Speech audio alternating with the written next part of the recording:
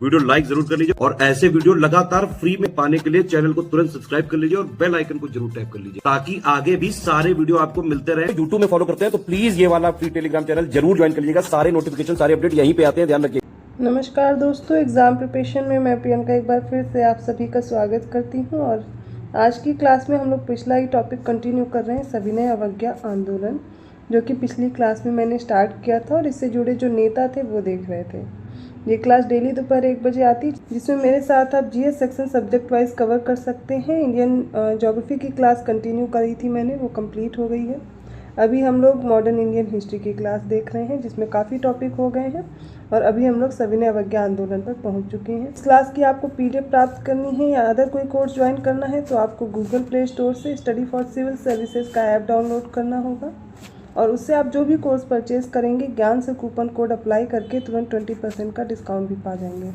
आप देखेंगे कोर्स में आपको फुल स्टडी मटेरियल दिया जा रहा है, डेली रिकॉर्डेड क्लासेस दी जा रही हैं और जो पीडीएफ नोट्स हैं वो एक साथ प्रोवाइड किए जाएंगे। इसके साथ साथ डेली प्रैक्टिस कराई जाती है, मॉक टेस्ट हैं जो कि लेटेस्ट ट्रेंड और पैटर्न को फॉलो करते हुए डिज़ाइन किए गए हैं। ये हो गई आपके कोर्स से रिलेटेड जानकारी। चलिए आज की क्लास स्टार्ट करते हैं। तो हम लोग देख रहे थे सविनय अवज्ञा आंदोलन से जुड़े हुए नेता। इसमें कई लोगों को हम लोगों ने डिस्कस कर लिया था। अब आगे के व्यक्तियों को देखते हैं। जैसे सबसे पहले कालका प्रसाद। तो कालका प्रसाद रायबरेली के एक स्थानीय नेता थे जिन्होंने कर न अदायगी आंदोलन को प्रोत्साहित किया था। इसके अलावा संती और सुनील चौधरी थे। इन्होंने टिपेरा के जिला अधिकारी थे स्टीवन, इनकी हत्या कर दी थी। इस घटना का राष्ट्रीय आंदोलन में महत्वपूर्ण स्थान है क्योंकि यह घटना तत्कालीन क्रांतिकारी आंदोलन में महिलाओं के प्रवेश की परिचालक थी। सेठ अचल सिंह ये राष्ट्रवादी और जमींदार थे। इन्होंने आगरा में ग्राम सेवा संघ का वित्त पोषण किया। क्षेत्रीय सांप्रदायिक दंगों को शांत करने में महत्वपूर्ण भूमिका निभाई थी। यह हिंसा की नीति के कट्टर समर्थक थे। नेक्स्ट है शेख अब्दुल्ला। ये एक मुस्लिम स्नातक थे जिन्होंने बाद में उपनिवेश के विरुद्ध संघर्ष का रास्ता अपना लिया था और 31 जुलाई 1931 को शेख अब्दुल्ला ने श्रीनगर जेल पर आक्रमण किया था, जहां पुलिस फायरिंग में 21 बंदी मारे गए थे। इनका पीएन बजाज के नेतृत्व वाले जम्मू हिंदू मेहमान विरोधी संगठन से भी गहन संपर्क था। मोहम्मद यासीन खान ये पंजाब के एक मुस्लिम नेता थे।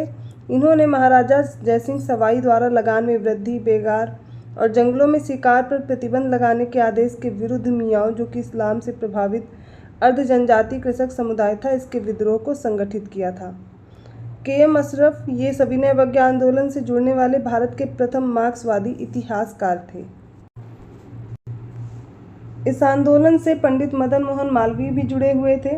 ये 1920 के दशक में गांधीवादी विचारों के मुख्य प्रवर्तक बने थे, किंतु गांधी जी द्वारा हरिजन आंदोलन प्रारंभ करने के कारण ये कांग्रेस से अलग हो गए थे और इन्होंने पृथक कांग्रेस राष्ट्रवादी दल का गठन कर लिया था। सत्यमूर्ति, भूलाभाई देसाई, एम ए अंसारी और बीसी रॉय अर्थात विधान चंद्र रॉय ने एक पुनर्जीवित स्वराज पार्टी के माध्यम से चुनावी राजनीति में वापसी की मांग की थी। ये सारे व्यक्ति उससे जुड़े हुए थे।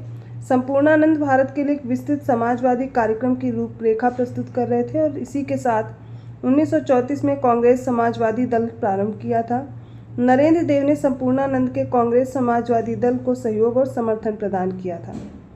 केएफ नरीमन और यूसुफ मेहर अली इन्होंने कांग्रेस की युवा शाखा का नेतृत्व किया था।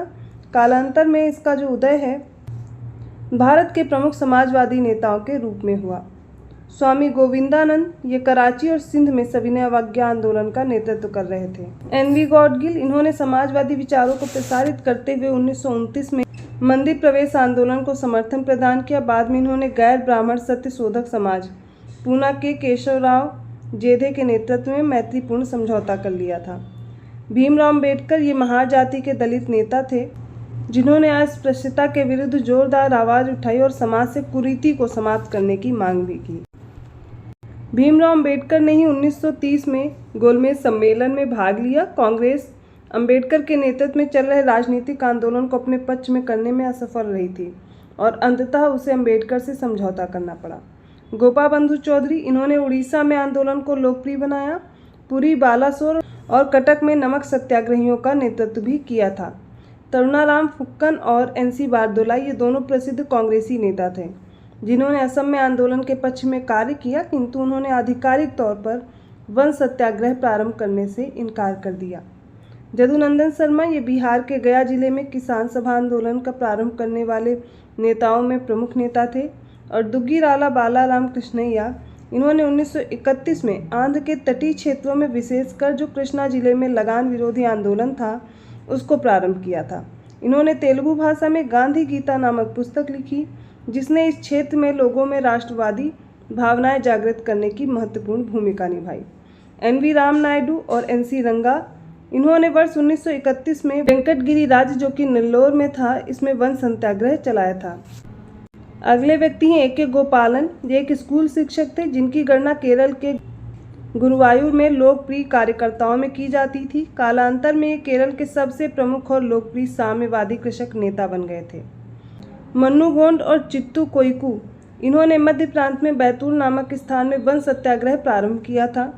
मौलाना भसानी, ये सिराजगंज में विशाल प्रजा सम्मेलन आयोजित किया था इन्होंने, और जमींदारी उन्मूलन में ऋणों में छूट की मांग भी की थी। MN रॉय, इन्होंने और इनके अनुयायियों ने समाजवादी विचारों को लोकप्रिय बनाने की दिशा में महत्वपूर्ण कार्य किया और अवध में कर अदायगी के विरुद्ध आंदोलन प्रारंभ किया था।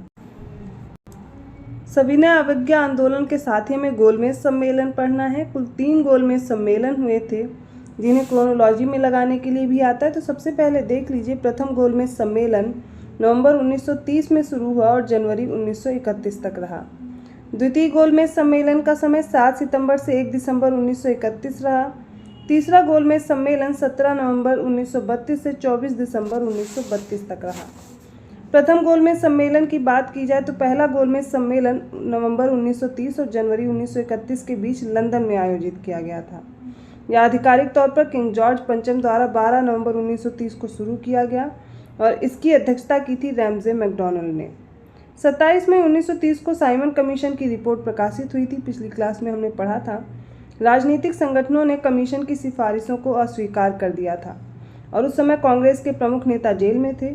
और इस सम्मेलन में 89 भारतीय प्रतिनिधियों ने भाग लिया था, किंतु कांग्रेस ने इसका बहिष्कार किया था, इसमें भाग नहीं लिया था। इस सम्मेलन में भाग लेने वालों में प्रमुख थे तेज बहादुर सप्रू, श्रीनिवास शास्त्री, मोहम्मद अली, मोहम्मद शफी, आगा खां, फजलुल हक, मोहम्मद अली जिन्ना, होमी मोदी, MR जयकर, मुंजे भीमराव अम्बेडकर और सुंदर सिंह मजीठिया। ये सारे व्यक्ति थे जिन्होंने भाग लिया था पहले गोलमेज सम्मेलन में। इस सम्मेलन में ईसाइयों का जो प्रतिनिधित्व है वो केटी पाल ने किया था और इस सम्मेलन का उद्घाटन ब्रिटिश सम्राट ने किया तथा अध्यक्षता ब्रिटिश प्रधानमंत्री रैमजे मैकडॉनल्ड ने की थी।